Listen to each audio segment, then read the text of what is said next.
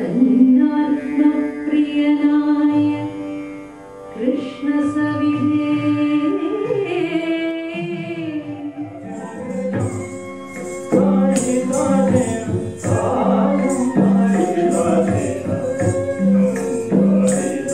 Indian dance came to the valley with me, probably. I moved in the valley in 1982, and prior to that, I don't think they might have had somebody come and go, but there wasn't a sustained, consistent form. So I formed my dance company, and we auditioned to be on the Massachusetts State Cultural roster. So we had to go through a test. I had to perform in front of a lot of ballet, and in Boston. And at that time, there were strict rules on who could be admitted at a classical professional level. So I went through that, and so we were a non-profit. And since 1982, we have been the only Indian dance company.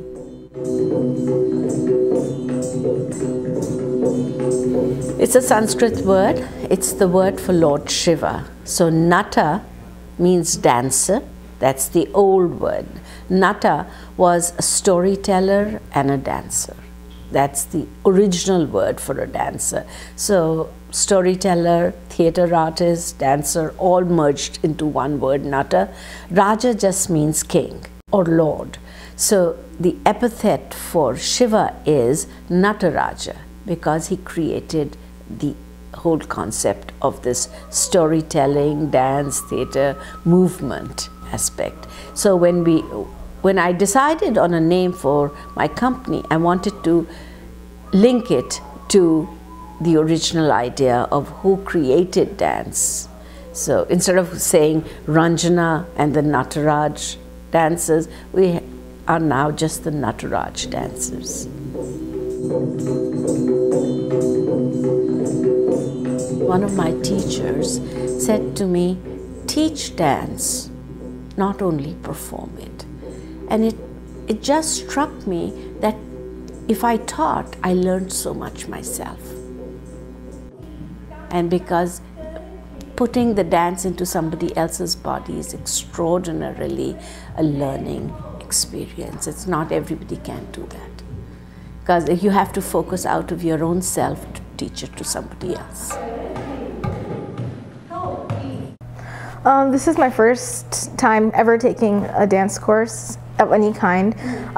When I was growing up, I was exposed to Indian dance because it's a really big part of my culture and the South Asian culture in general. The one interesting thing I will say is that because I'm a Muslim, I don't have any background in dance at all. Like I've watched it my entire life, but I never learned it and I never really experienced it. And the reason for that, and that's one of the biggest divides between Hindus and Muslims in the South Asian subcontinent, dancing and singing is a really big part of Hindu culture. So lots of people, lots of Hindus from a young age, like they are exposed to it and they practice it and they learn it. Whereas in Muslim culture, dancing and singing was, in talking the olden times, and even now by some very conservative families, is still believed to be something that only courtesans do, courtesans or prostitutes. So that's why it's a huge part of the culture, but lots of Muslim families, especially conservative Muslim families, will take no part in it. So my family is pretty moderate in that sense, so I never had any exposure, and that's why the experience for me being in an Indian classical dance class is so different. Because I watched it my entire life, but I never did anything. I never actually experienced it.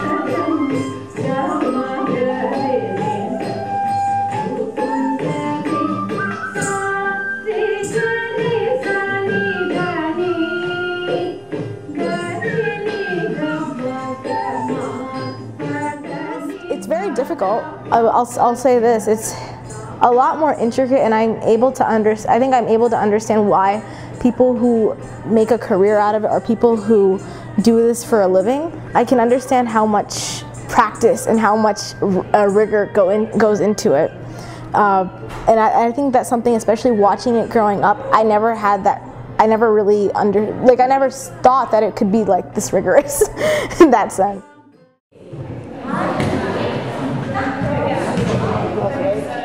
I did dance when I was really little and then kind of stopped until I got to high school. And then I took dance for my PE requirement because I hate sports. And that I took modern and ballet like all throughout high school. And then when I got here, actually when I was applying to Mount Holyoke, I was like checking out the course catalog and I saw Indian dance on the website and I got really excited. So I took that and ballet like my first year and I've been taking it ever since.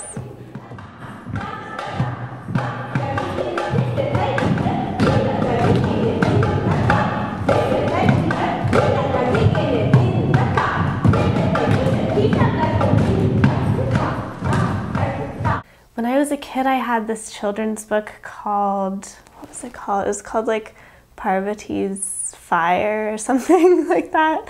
And it was about this girl who like was discovered and like became a Devadasi in like Bharatanatyam style. So I was just fascinated ever since then, and like that was one of those books that I read over and over again. So since the age of like 8, I've wanted to learn Indian dance. I've been dancing since I was a kid, but not Indian dance. I started with ballet, as most kids do when they're 5 or 6, and then I was introduced to modern dance when I was a teenager, and I knew that's what I wanted to do. There was a lot of freedom in it. I could rely on some of my technique for ballet, but I wanted to be a modern dancer. I came to Hampshire College, 1989, and my last semester I took a class with Ranjana, the classical Indian dance class that she's been teaching ever since. And I was just really struck by it. I think I was struck by her. I think her elegance, her sense of humor, her dedication to the work.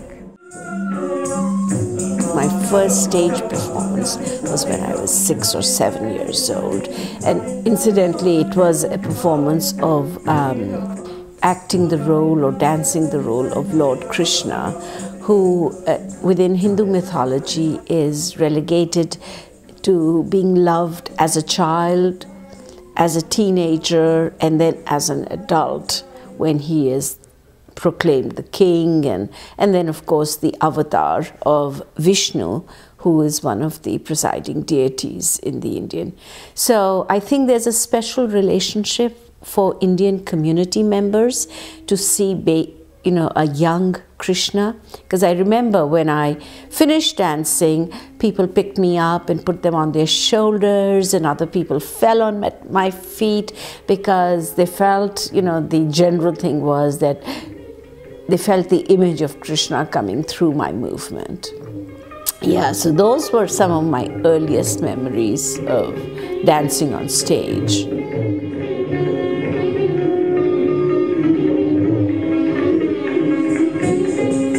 Well, music and dance is not separate. The word that contains in Sanskrit, when we call it natya, it's theatre, music and dance together. All of it is combined. It's kind of intersected because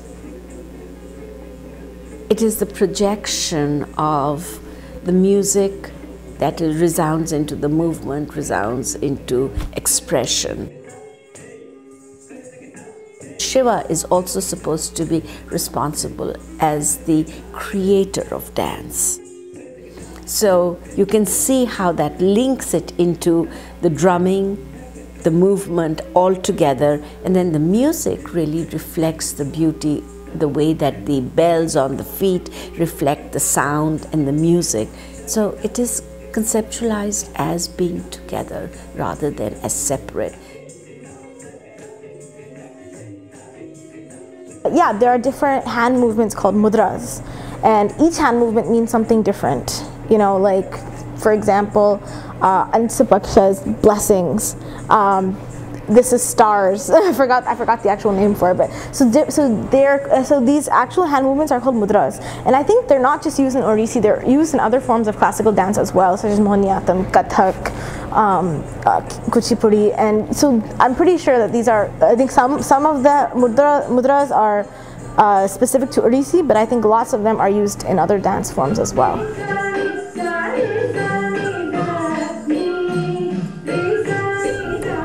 The use of the focus. There's something in Indian dance where, like, whatever you do, your eyes are tracking what you're doing.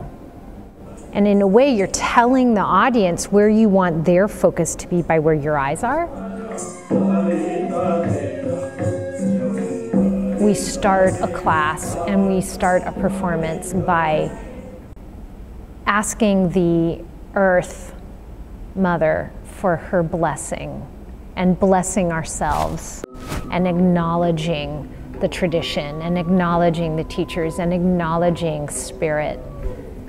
And then we begin the dance. So now the sari is like a pants, still made out of fabric, sari fabric, but it's cut in a way that it has separate sections. So there are 5 sections. There's a blouse, there's a front piece to cover modestly the breasts, then there is a hip piece to make the hips stand out, and then there are the pants with a little fan in Odissi or in the Bharatanatyam style.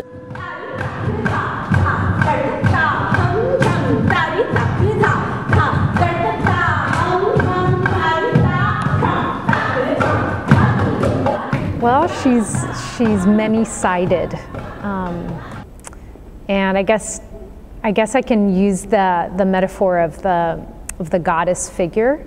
She has many sides to her. Like, she can be a mother figure and like very nurturing and sweet, and she can also be like really fierce. So you never know what you're going to get on any day, but I feel like we understand each other. Good. Let's repeat that once again. And she respects me as an adult, you know. I think she has a slightly different persona when she's teaching kids, you know, because part of the teaching style is to, you know, push young students to really take it seriously. So she can be a little tough. But she's not really that way with me. I mean, which doesn't mean she doesn't ask a lot of me, but yeah. I mean, you've seen her. She's a character. She's so wonderful. She's like a really soulful, totally brilliant woman. I mean, her approach to dance is really like scholarly and really like seated in the tradition, I think, which is really important to her. And she, you know, she's not just a dancer, but she's a scholar, and she's familiar with the religious aspects of it. So it's this sacred thing for her. And I mean, also she's just a wonderful, warm, loving person and fiery. She's strict, you know, like if you mess up, she'll be like, "Girl, what are you doing?"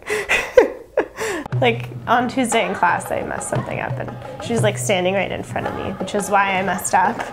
And I started laughing because she was like making this face and she's like, "It won't be funny on the day." And I was like, "I know." So she's a little scary, but you know, she loves her students. She's great. She's very like informative, and she really helps us kind of get the steps down. She's not the type that if you don't know it, okay, we'll move on, you'll get it eventually. She will stop and she will help you, you know, until you get it right.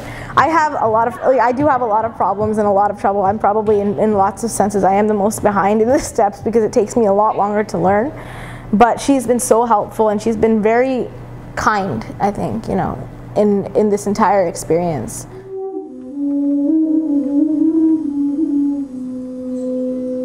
I won't say I'm religious, I like to be spiritual, but I accept a lot of faiths as being part of my grounding.